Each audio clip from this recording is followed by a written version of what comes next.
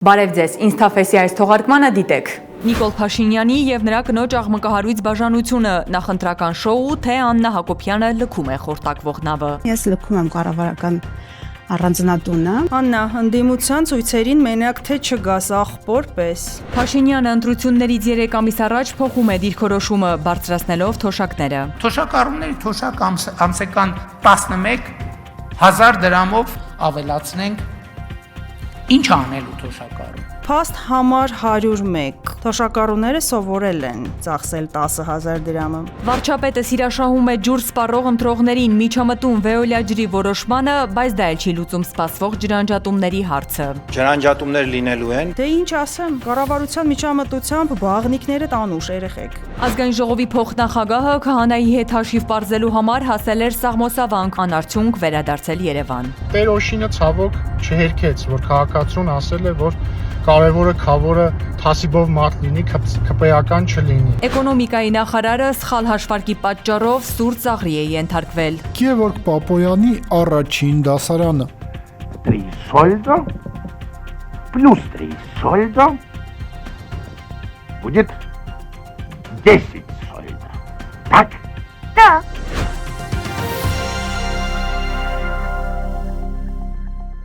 Նիկոլ Փաշինյանը եւ Աննա Հակոբյանը բաժանվել են։ Քաղաքացիական ամուսնության մեջ գտնվող Հայաստանի վարչապետը եւ նրա կինը Աննա Հակոբյանը խորհրդարանական ընտրություններից 3 ամիս առաջ, փետրվարի 27-ին հայտարարեցին իրենց քաղաքացիական ամուսնության ավարտի մասին։ Ինչպես արդեն հայտարարել էի, իմ եւ վարչապետ Նիկոլ Փաշինյանի ամուսնությունը ավարտվել է։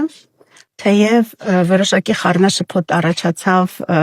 պայմանավորված այն հանգամանքով, որ ես նշել էի քաղաքացիական ամուսնությունը, ես նշել էի այդպես, որովհետև մենք այլ ամուսնություն չունենք։ Այսօր փետրվարի 25-ին ես լքում եմ կառավարական առանձնատունը։ Այս տեսանյութը տեղադրելուց 40 րոպե անց Նիկոլ Փաշինյանը մեկնաբանեց իր եւ Աննա Հակոբյանի քաղաքացիական ամուսնության ավարտի մասին լուրը։ Աննայի որոշմանը վերաբերվում եմ հարգանքով։ Վերջին 30 տարում իմ բոլոր դժվարին օրերին նա եղել է իմ կողքին, եղել է իմ ապավենն ու հենարանը։ Վստահ չեմ, որ ես նրա համար եղել եմ այդպիսին։ Թերևս ավելի շատ դառնություն եմ պատճառել, ինչի համար ներողություն եմ խնդրում։ Աննա Հակոբյանը դեռ նախորդ շաբաթ էր Facebook-ում գրել, որ իր եւ Նիկոլ Փաշինյանի քաղաքացիական ամուսնությունն ավարտվել է, բայց շատերը դա հասկացել էին որպես երկար տարիներ համատեղ ապրելուց հետո ԶԱԳՍ-ով, այսինքն օրենքով ամուսնանալու մասին ակնարկ։ Բոլորին խնդրում եմ այս թեմայի շուրջ լինել զուսպ, լինել կոռեկտ։ Հայաստանի վարչապետի եւ նրա կնոջ Աննա Հակոբյանի բաժանության լուրը սոցցանցերում դիտարկվեց որպես նախընտրական քայլ։ Մի քիչ սպասեք, թատրոնի շարունակությունը կարծում եմ կտեսնեք։ Այդ թվում ազգային ժողովում մոտ ամիսներին ամեն բան այնքան պարզունակ չէ, ինչպես թվում է արտակնապես։ Ջուջուլասերների քվեն կփրկի կյանքեր, ուստի բոլոր մեյմունությունները խղճահարություն առաջացնելու քվեներ մուրալու համար են, հարիվ չլինեք։ The show must go on, ով հայ ժողովուրդ, քո միակ փրկությունը ծաղրածուների շոուներին չհավատալու մեջ է։ Ինչու հիմա ընտրություններից ընդամենը ամիսներ առաջ։ Արդյոք սա անկեղծության պորտկում է, թե լավ հաշվարկված քաղաքական տեխնոլոգիա, ուղղված հանրային էմոցիաների հետ խաղալուն եւ զոհի կերպարով նոր վարկանիշ ձեռք բերելուն։ Հետաքրքիր է տեսնել, թե ԿՊԱ-կանների մեջ քաղաքական հոտառություն եւ իրականություն ընկալող քանի մարդ կգտնվի։ Խորտակվող նավը ժամանակին լքելը ոչ թե դավաճանություն է, այլ սթափ մտածողություն։ Գոնե մեկն արդեն գտնվել է, ով զգում է պատմության շնչառությունը ու մաքրում հետքերը։ Եկեք այս թուրքական սերիալում ապրելու թարգը տանք 3 ամսից։ Եկավ կուտակած փողերով թռնելու ու դավաճանությունը կոծկելու ժամանակը։ Չզարմանաք, եթե Աննան պրոիշխանական դաշինք ձևավորի ու իր ստեղծած ցանցերով մասնակցի հաջորդ ընտրություններին։ Եղան նաև հումորային արձագանքներ։ Անչակի կողմից կառավարական ամառանոցը շուտապույտ լքելը հուշում է, որ այնտեղ գնալու սպասող թեկնածու կա։ Տիրադավ Արման Սարոյանը դիմել է Արմավիրի դատարան իրեն առաջին տիկնոջ պաշտոնում նշանակելու հայցադիմումով։ Աննա, ընդդիմության ցույցերին մենակ թե չգաս աղբոր պես։ Արգիշտի Քարեմյանը նշանակվել է ՀՀ առաջին տիկնոջ ժամանակավոր պաշտոնակատար։ Ինչ է նշանակում Նիկոլ Փաշինյանի եւ Աննա Հակոբյանի այս քայլը, ընդ որում ընտրությունների նախաշեմին։ Սա միանշանակ տեխնոլոգիա է։ Չեմ կարող ասել ուր կտանի այս տեխնոլոգիան, որովհետև սովորաբար օրինակ Աշխարհում թեև եղել են դեպքեր, որ նման տեխնոլոգիա կիրառել են, ժամանակին Բեռլուսկոնին էր նման բաներ շատ անում, բայց հիմնականում այն ընտրություններից առաջ ամուսնալուծվելը միշտ ավելի վատ ռեակցիայի է բերում։ Նիկոլ Փաշինյանը եւ Աննա Հակոբյանը 4 երեխա ունեն։ Աննա Հակոբյանը տեղեկացրել է, որ լքում է կառավարական առանձնատունը, բայց նա մտադիր է շարունակել ղեկավարել Իմ քայլը բարեգործական հիմնադրամը որպես գործադիր տնօրեն։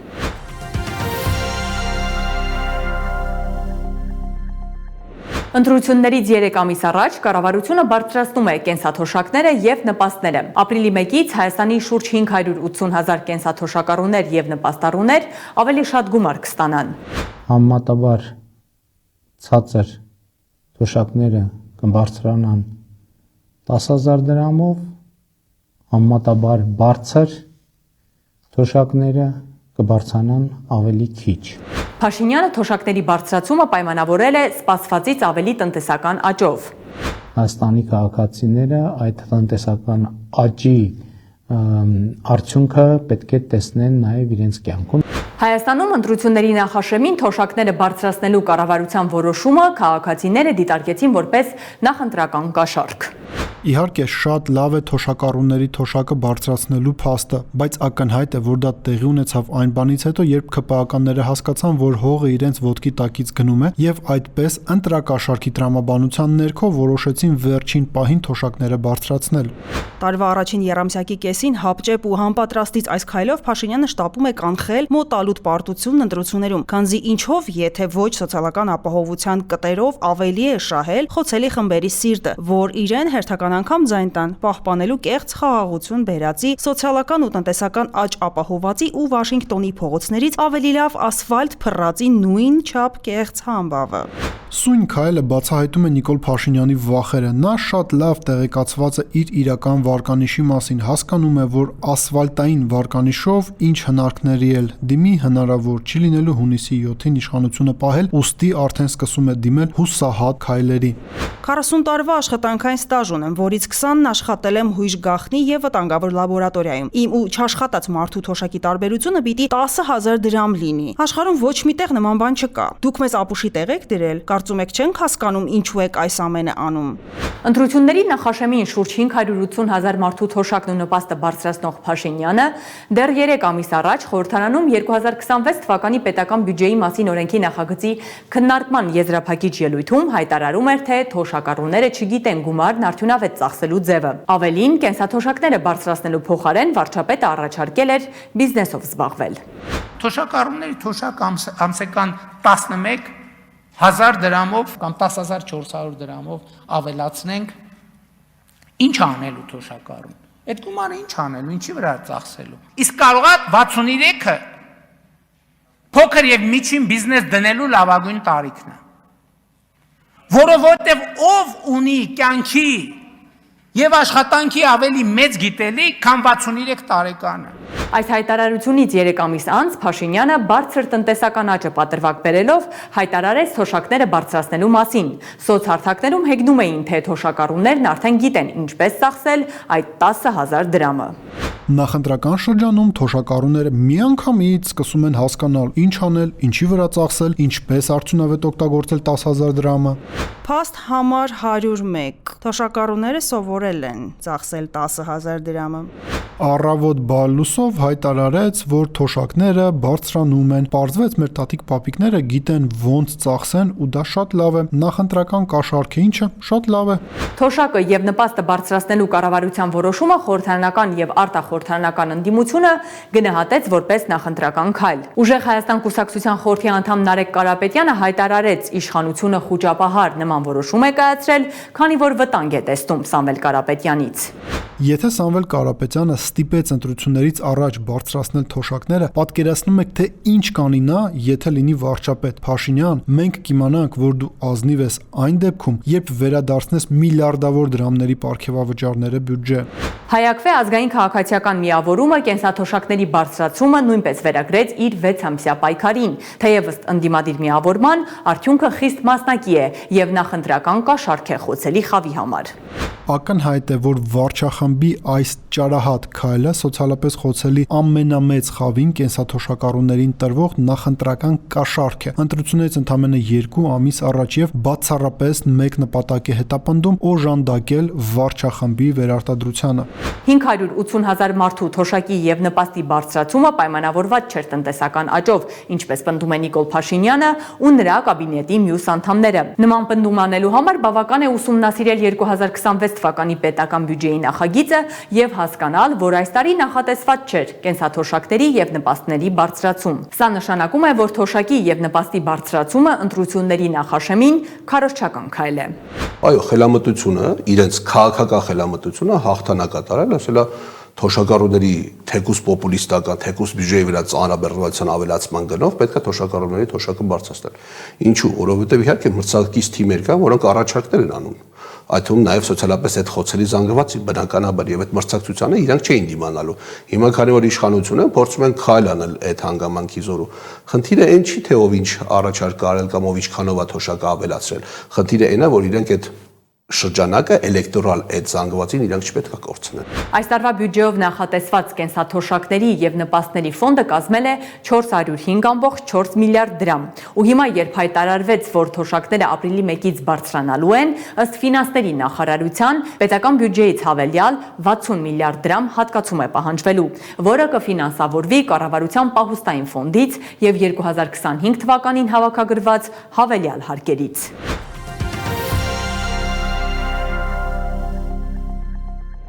Թեև կառավարությունը միջամտեց, հայտարարեց, թե մայիսի 1-ից մինչև սեպտեմբերի կեսը ջրամատակարարման գրաֆիկի փոփոխություն չի լինի, բայց ամռանը ջրանջատումներ սպասվում են։ Բայց մինչև դրան անդրադառնալը նախ այն մասին, որ 2016-ից խմելու ջրի մատակարարումը եւ ջրահեռացման ծառայությունների մատուցումը հանձն առած Veolia ջուր ընկերությունը այս շաբաթ սպառողներին տեղեկացրեց, որ մայիսի 1-ից մինչև սեպտեմբերի 16-ը գրեթե ամբողջ երկրի տարածքով մեկ խմելու ջուրը գիշերվա ժամը 12-ից մինչև առավոտյան 7-ը անջատել են։ Ընկերությունը սակայն որևէ բացատրություն չէր ներկայացրել, թե ինչու է ջրամատակարարումը դադարեցվելու, ինչը հանրային դժգոհություն էր առաջացրել։ Սա խայտառակություն որակելը մեղմ կլինի։ Սա հետևանք է ջրային ռեսուրսների ոչ արդյունավետ կառավարման, ենթակառուցվածքների անմխիթար վիճակի եւ ընդհանրապես քաղաքային պլանավորման ձախողման։ Մարդը հացը կտրեց, կնիկը ջուրը։ Լրիվ այդ կինոյի մեջ ենք։ Պատրաստվեք, սրանք ջուրն են ձեզ շատ համարում, ուստի մայիսի 1-ից ժամով կլողանաք եւ ժամով կծարավեք։ Նիկոլի թիվն է, հանակ մասխարություն չլինի։ Ու եթե այսքանից հետո սրանց ձայն տվող լինի, ուրեմն աշխարհը լրիվ շուռ է եկել։ Տարիներ շարունակ կան կոյուղաջրերի, հեղեղաջրերի, քանդված եւ անսարք կոյուղատարերի հետ կապված մշտական խնդիրներ, որոնք ընկերությունը չի լուծում։ Երևանի քաղաքապետարանը չի կարողանում պարտադրել, որ դրանք վերացվեն։ Իսկ հիմա Veolia ջուրը դեռ փորձում է նաեւ նվազեցնել ջրամատակարարման ժամերը 24 ժամից հասցնելով 17 ժամի։ Հայաստանի հսկայական ջրային ռեսուրսների պայմաններում սա պարզապես անթույլատրելի է։ Պատկերացնում եք, թե հիբրիդային ինչ յուղոտ առիթ է կորում, երբ հիշում ենք, որ Veolia ջուրը ոչ թե ռուսական, այլ ֆրանսիական ընկերության կառավարման ներքո է, բայց մյուս կողմից ինչպես ջուրը, այնպես էլ լեզուն ոսկոր չունի։ Կարելի է հայտարարել, որ ովքեր դժգոհում են ջրամատակարարման սահմանափակումներից, ինքնիշխանության դեմ հիբրիդային հարձակման սպաներ են։ Սոցցանցերում բարձրացված աղմուկից հետո միայն Veolia ջուրը բացատրեց, թե ինչու է ընկերությունը որոշել 4.5 ամսով օրական 7 ժամով դադարեցնել բնակիչների ջրամատակարարումը։ Ընկերության տարածած հաղորդագրության մեջ նշվում էր, որ դա պայմանավորված է սպառողների աճով։ Հրապարակված ջրամատակարարումների ժամանակացույցը տասնյակ հազարավոր նոր սպառողների ավելացման հաշվին տարվա ընթացքում ըստ անհրաժեշտության ենթարկվում է փոփոխության, հիմնականում ամռան ամիսներին, ելնելով եղանակային պայմանների փոփոխությունից, ջրամատակարարման համակարգի տեխնիկական հնարավորություններից, ջրաղբյուրների ջրատվության շուրջ 24%-ով նվազումից եւ կառուցապատումների արդյունքում նոր ջրսպառողների թվի կտրուկ աճից։ Ջրամատակարարման ժամանակացույցի փոփոխությունը նպատակ ունի նաև կանխել գիշերային ժամերին ջրի կորուստները, ինչը նպաստում է ցերեկային ժամերին սպառողներին կանոնավոր ջրամատակարարմամբ ապահովելուն։ Կեսգիշերից առավոտյան մինչև 7-ը ջրանջատման մասին Veolia ջուր ընկերության հայտարարությանը հաջորդած բացասական արձագանքներից հետո օրվա վերջում տարածքային կառավարման եւ ենթակառուցվածքների նախարար Դավիթ Խուդատյանը Facebook-ում հայտնեց, որ կառավարության միջամտության արդյունքում ջրամատակարարման ժամանակացույցի փոփոխություն չի լինի։ Ըստ նախարարի, Veolia ջուր ընկերության որոշումը խնդրահարույց է գնահատել կառավարությունը եւ շահագրգիռ կառույցների մասնակցությամբ խորհրդակցություն է հրավիրել։ Տեղի է ունեցել քննարկում եւ որոշում է կայացվել կասեցնել ժամանակացույցի գործողությունը։ Խնդիր է ձևակերպվել առաջիկա 2 շաբաթվա ընթացքում ջրային կոմիտեի, հանրային ծառայությունները կարգավորող հանձնաժողովի եւ Veolia ջուր ընկերության կողմից իրականացնելու լրացուցիչ ուսումնասիրություններ, որի արդյունքում կհրապարակվի 2024 եւ 2025 թվականների նկատմամբ լավարկված եւ բարելավված ջրամատակարարման ժամանակացույց։ Տարածքային կառավարման եւ ենթակառուցվածքների նախարար Դավիթ Խուդատյանի այս հայտարարությունը լայն արձագանք ստացավ։ Ճնշումը ստիպեց կառավարությանը կտրվել կարևոր գործերից եւ վերջապես զբաղվել այս հարցով։ Հայտարարեցին, որ Veolia-ի հետ խոսել են, որ այդպիսի բան չանի։ Հրաշալի է, իսկ մինչև էս ինչու չեն խոսել, եթե հնարավոր էր սա անել։ Դե ինչ ասեմ, կառավարության միջամտությամբ բաղնիկները տանուշ երեխեք։ Ակնհայտ է, որ Veolia ջուր կազմակերպության քայլը խորհրդարանական ընտրություններից մի քանի ամիս առաջ աշխատելու էր բացառապես կառավարության դեմ եւ գործող իշխանությունների վարկանիշը ավելի էր ընկնելու։ Լավ է, Veolia ջուրը ռուսական ընկերություն չէ, այլապես ականատես էինք լինելու հիբրիդային պատերազմի պնդումներին ու իշխանական լրատվամիջոցների ու փորձագիտական քաղաքական շրջանակների քարոզչական թեզերին։ Կառավարության միջամտությամբ այսուհետ գետերը կունենան 2 ափ՝ ձախ եւ աջ։ Նույնիսկ նախարարի հայտարարությունից հետո, թե կառավարության միջամտությամբ մայիսի 1-ից մինչև սեպտեմբերի կեսը ջրամատակարարման գրաֆիկի փոփոխություն չի լինի, միևնույն է, քաղաքացիները կարծում են, որ սա նախընտրական քայլ է եւ վստահ են, որ ընկերությունը ընտրություններից հետո ջուրը գիշերն անջատելու է։ Անջատելու է ջրամատակարարումը Veolia ջուր ընկերությունը ամռան գիշերները։ Իհարկե, այո, ինչպես ամեն տարի։ Տեսել եք, վճարման կտրոններին գրում են 24 ժամ, բայց ամռանը ողջ գիշերը ջուրն անջատում են։ Այն, որ ամռանը ջրանջատումներ լինելու են, հաստատել է նաև ջրային կոմիտեի նախագահը։ Ջրանջատումներ լինելու են, բայց չեն լինելու այն ռեժիմներով, որոնք որ հայտարարեց Veolia-ն։ Լինելու են ավելի լավարկված, բարելաված ռեժիմներով։ 2 շաբաթ մեզ ժամանակ տվեք, մենք դա կապահովենք։ Veolia ջուր ֆրանսիական ընկերությունը Հայաստանի խմելու ջրի մատակարարման համակարգի սեփականատերը չէ։ Այդ համակարգը պետական սեփականություն է, որի կառավարումը 2016 թվականից 15 տարի ժամկետով վարձակալությամբ տրվել է ֆրանսիական ընկերությանը։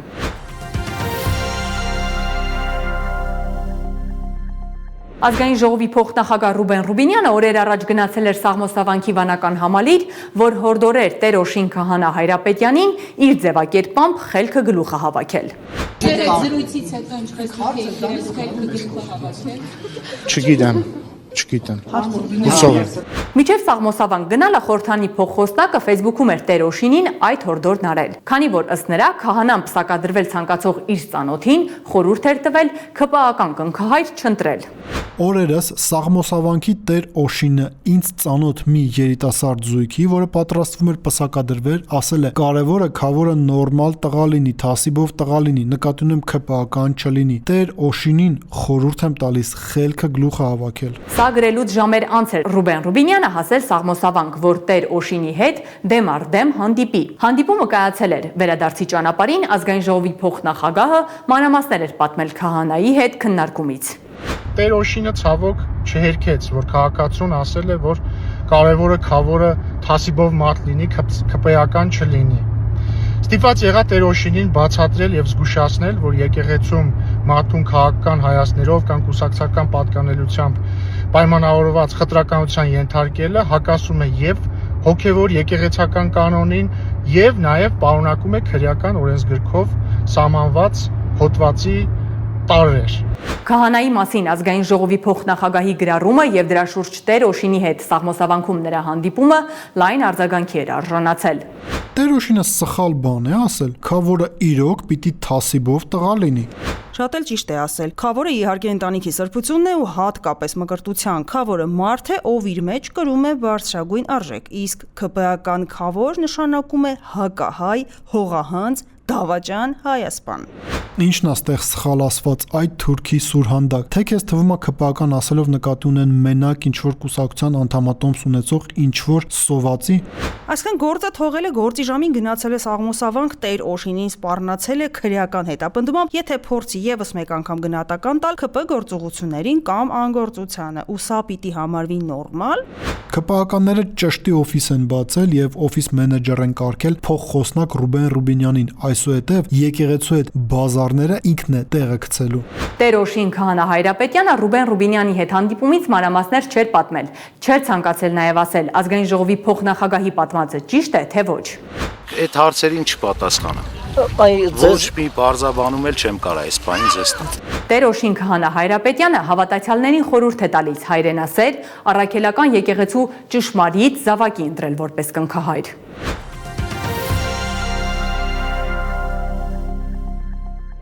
Էկոնոմիկայի նախարար Գևորգ Պապոյանը հայտնվել է ծիծաղելի վիճակում։ Նրա այս հարցազրույցը սոցցանցերում դարձել է ծաղրուծանակի թեմա։ Տեսեք, դուք գնում եք օրինակ մեկ օրում 5 լիտր բենզին, որը արժի 520 դրամ, ծախսում եք 1100 դրամ։ Գևորգ Պապոյանը այս հարցազրույցը շաբաթներ առաջ է տվել, բայց նրա խոսքում այս վրիպակը վերջին օրերին է տարածվել համացանցում եւ սուր ծաղրի առարկա դարձել։ 5 անգամ 520 հավասար է 1100։ Սա նորաձև մաթեմատիկա է։ Սրանք սաղ նույն խելքի են։ 5 անգամ 520 հավասար է 1100։ Սովորեք գյորջի տանելու։ Էկոնոմիկայի նախարար, մեծ տնտեսագետ, ձախ ձեռքով խաչակնքվող Գևորգ Պապոյան։ Մարդ տնչող անգրագետը Նիկոլի էկոնոմիկայի նախարարի համար 5 անգամ 520 հավասար է 1100։ Ու սա այս խելքով նախարար է։ Գևորգ Պապոյանի առաջին դասարանը։ 3 сольдо плюс 3 сольдо будет 10 сольдо. Так? Так. Ну а 10 сольдо плюс 5 сольдо 100 сольдо. Так? Так. Պյութագորասն, Արիստոտելն ու Նյուտոնն էլ էին եկել, ասում էին մենք սխալ էինք, ինքը ճիշտ։ Շուտով դպրոցներում կփոխվեն դասագրքերը։ 5 անգամ 520 հավասար է 1100։ Թեմուից սենց բան եմ պատվիրել երեխուն մի հատ էլ քո համար խփեմ գա։ Ըստ Գևորգ Պապոյանի 5 անգամ 520 հավասար է 1100։ Մեր ժամանակ 5 անգամ 520 2600 էր։ Չեմ հասկանում, աղուսյակն էլ են հանձնել, թե փոխել են։ Սոցցանցերում բարձրացված աղմուկից հետո էկոնոմիկայի նախարարը տեղադրել է հարցազրույցի շարունակությունը եւ ցույց տվել, որ ինքը շտկել է իր սխալը։ Չէ, ներողություն, 5 լիտր բենզինի եթե 520 դրամով ուրեմն գնում եք, վճարում եք 2600 դրամ։ Ինստաֆեսի այս թողարկման համար առանձնացրել էինք այսքանը։ Շնորհակալություն։